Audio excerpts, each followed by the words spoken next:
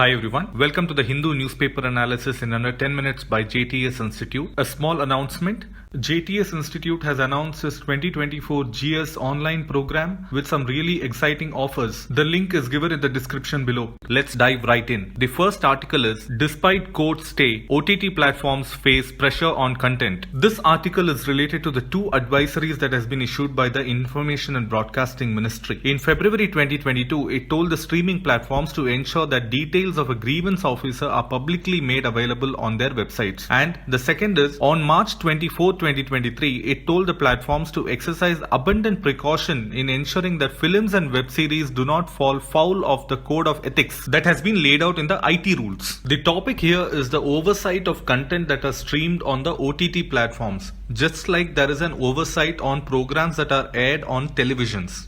The next article is, Supreme Court modifies orders on eco-sensitive zones around protected forests. The Supreme Court on the 26th of April 2023 modified its judgment to have mandatory eco-sensitive zones of a minimum of 1 kilometer around protected forests, natural parks and wildlife sanctuaries across the country. So, on the 3rd of June 2022, the court had ordered that a 1 kilometer buffer zone for protected areas to act as a shock absorber be created. This, however, has impacted lives of villagers who are on the peripheries of the forests. Agreeing to this, the court has said that the purpose of declaring eco-sensitive zones is not to hamper the daily activities of the citizens. So, the order to have eco-sensitive zones that are uniform across the country is hereby modified to make it more into protected area-specific zones. The next article is, the ambiguities in the nuclear liability law. The issues regarding India's nuclear liability law continues to hold up the more than a decade-old plan to build 6 nuclear power reactors in Maharashtra's Jaitapur, the world's biggest nuclear power generation site under consideration at present. An official at the French energy company Électricité de France, which submitted its techno-commercial offer for the construction of the 9900 megawatt project 2 years ago, has said that the issues arising out of the liability law would have to be solved before any contract could be signed with India.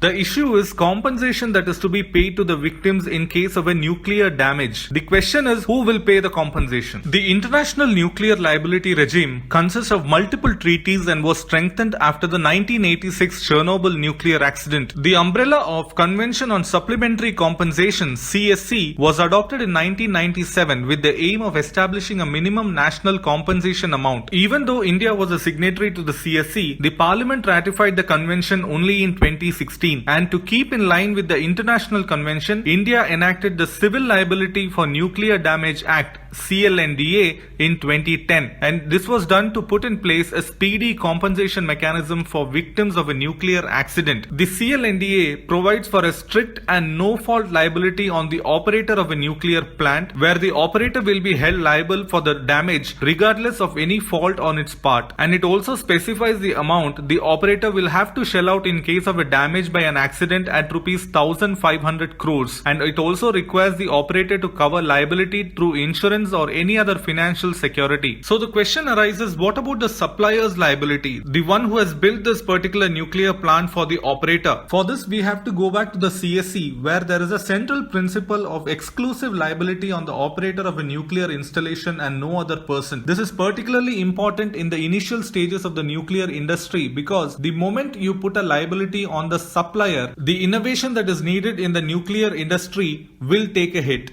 And that is it for today. If you have found this video useful, please do give us a like and a comment. Also, do subscribe to our channel for more daily contents.